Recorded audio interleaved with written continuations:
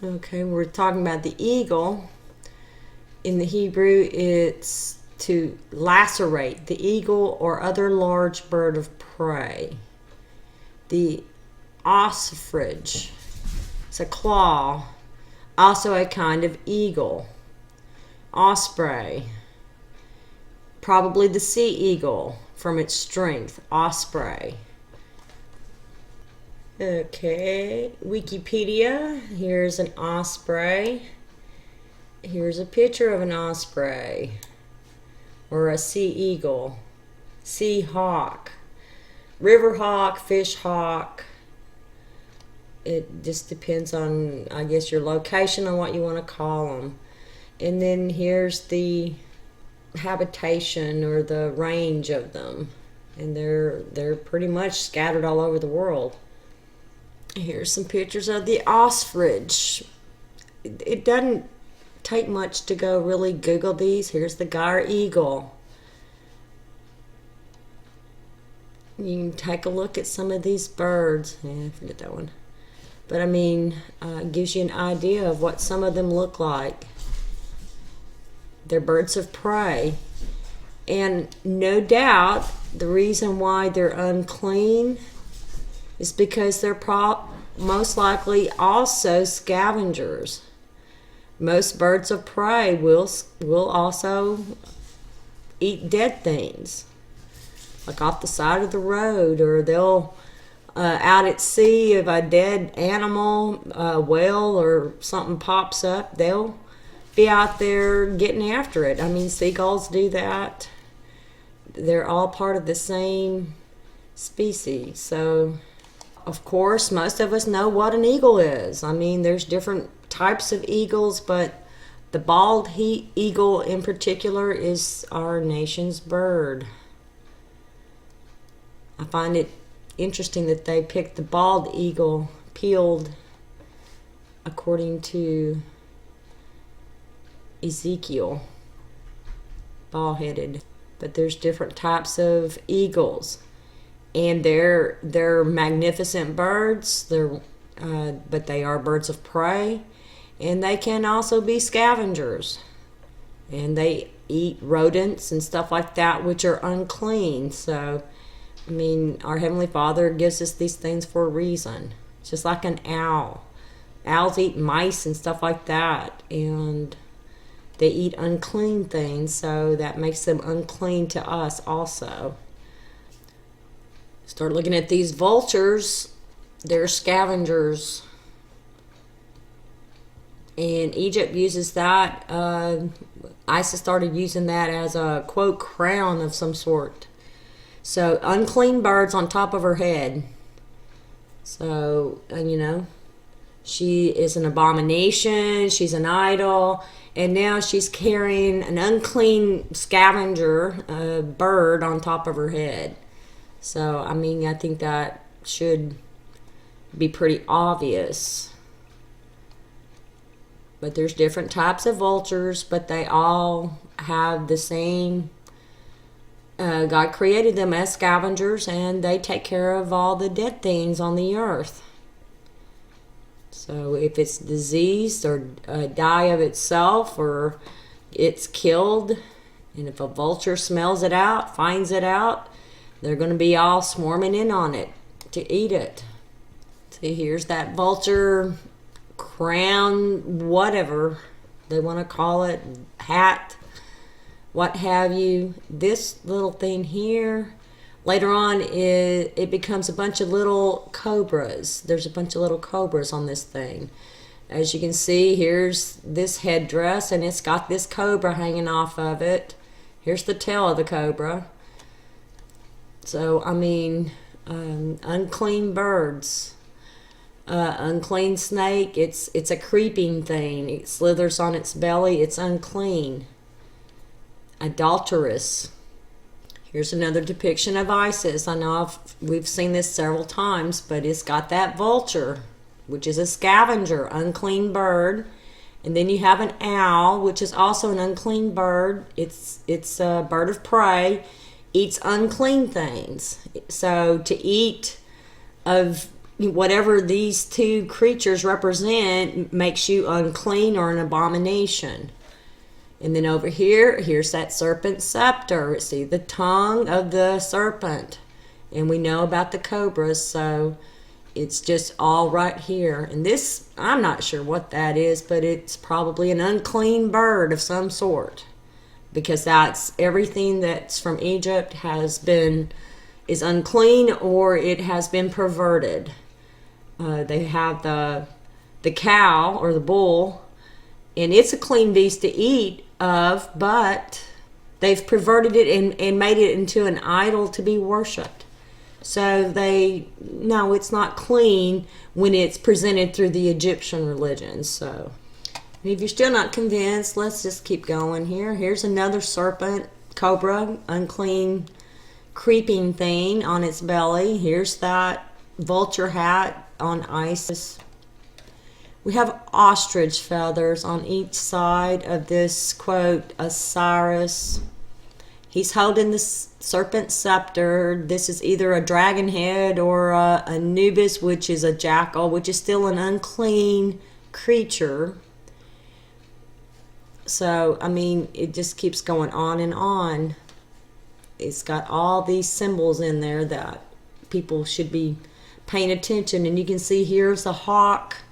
I'm sure this is, quote, Horus or whatever representation, that little sparrow hawk, and he's got the shin ring in his claws right here. You can see it right here. And it's hard to make out, but here's the serpent's head and then the tail coming off. Or that's what it looks like to me. It's depicted in other things, so I'm sure that's what it is. And I also want to point out, I don't know what they call this little thing here, with this little hook that's in Osiris's hand. I don't know what they call it. This is a shepherd's staff. This is just a short, small version of it, in my opinion. And this fake religion is trying to display themselves or depict themselves as a, quote, shepherd of the people, maybe. But we have one shepherd, and his name is Jesus Christ, Yeshua Messiah. And he's coming with a rod. And there's going to be some separating the sheep, that's for sure, from the goats. But anyway, I just wanted to point this out, that is exactly what that looks like to me. It's just a smaller version, and he's trying to claim like he's a shepherd. And I've seen other depictions of, oh gosh, what was it?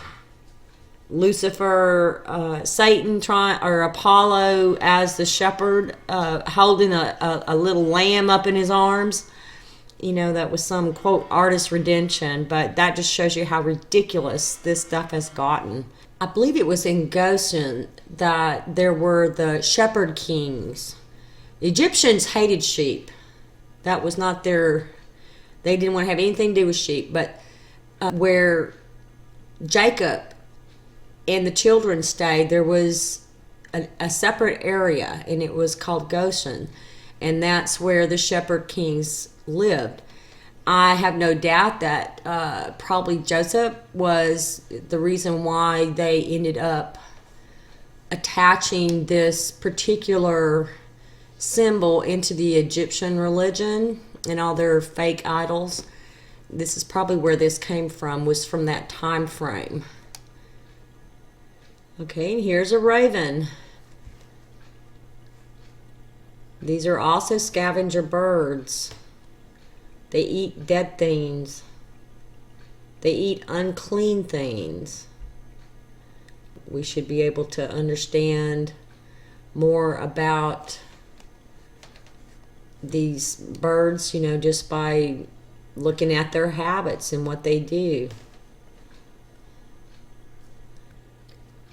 These ravens are an abomination. Every raven after his kind. So whatever type of raven, our Heavenly Father tells us it's an abomination. And it also goes back to the spiritual being an adulterous symbol. Here we've got owls. There are many types of owls out there in the world, all over the planet. All forms. Barn owls, owls that nest in trees. There's just many different forms of owls.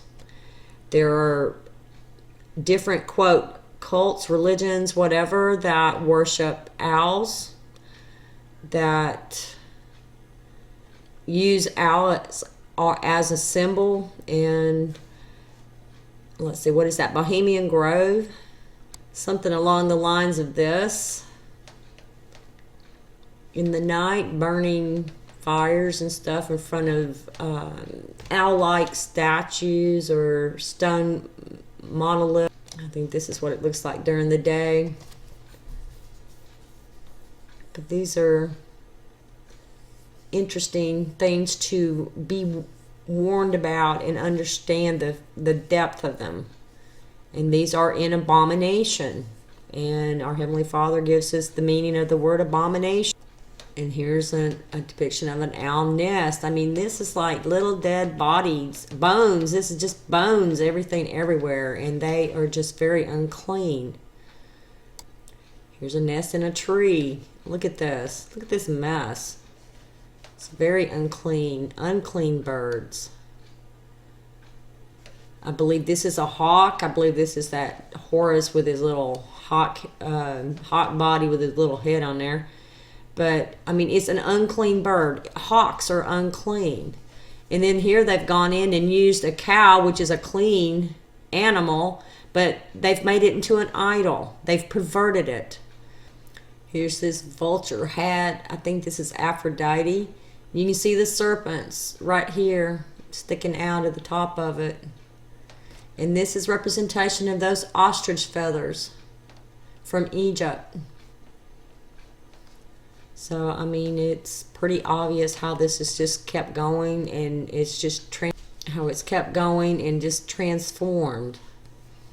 And see, to me, I look at this painting on the wall of this depiction, and you've got an unclean creature, which is Anubis. It's a jackal, scavenger, and then you've got this sparrowhawk, Horus, whatever. It's not showing his little serpent, but we know it's there. But I mean, and here's this man, and he's got that serpent on his head. So he's already accepted the indoctrination of the serpent. On and on, how this just keeps going. And where does it talk about this jackal? Leviticus 11:27, it talks about, and whatsoever goeth upon his paws, among all manner of beasts that go on all four, those are unclean unto you. Whoso touches their carcass shall be unclean until the eve or evening. When you look at this word paws, let me move this over, because this is really interesting right here. Okay, it's Hebrews 37:09 in the Strongs. It says the hollow hand or palm. So of the paw of an animal, of the sole, and even of the bowl, B-O-W-L, of a dish or sling, the handle of a bolt, the leaves of a palm tree. Figuratively, it means power, branch, foot, hand, handful, handle, hollow middle palm, paw, power, sole, or spoon. Now, okay, the handle of a boat, that brings to mind that shin ring that Egypt uses, as does Moloch and Ashraf and all of those.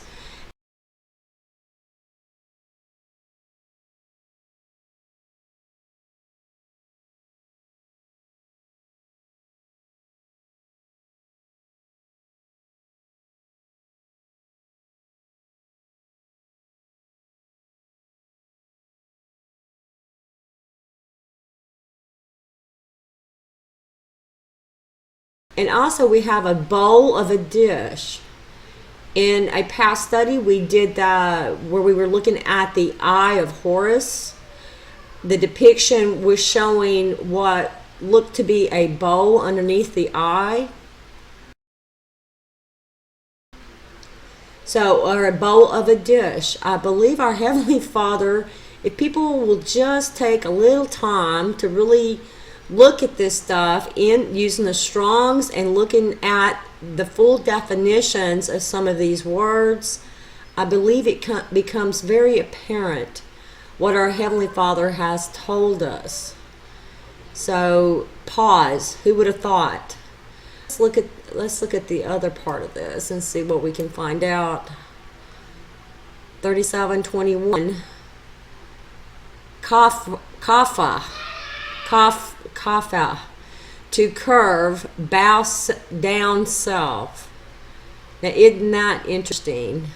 This is very interesting when we start really looking at the full definitions. The handle of a bolt. Okay, so if you think about a bolt and then you think about the handle, to me that would describe that shin ring. So we've seen in many cults or false religions, from the Fertile Crescent Valley, Sumerian, Assyrian, what have you, all the way down to Egypt. As far as unclean, in verse 41 it says, and every creeping thing that creepeth upon the earth shall be an abomination, it shall not be eaten. Whatsoever goeth upon the belly, and whatsoever goeth upon all four, or whatsoever hath more feet among all creeping things that creep upon the earth, them ye shall not eat, for they are an abomination. Ye shall not make yourselves abominable with any creeping thing that creepeth, neither shall ye make yourselves unclean with them, that ye shall be defiled thereby. I believe our Father said it very plainly, and that includes any images of them and to worship them.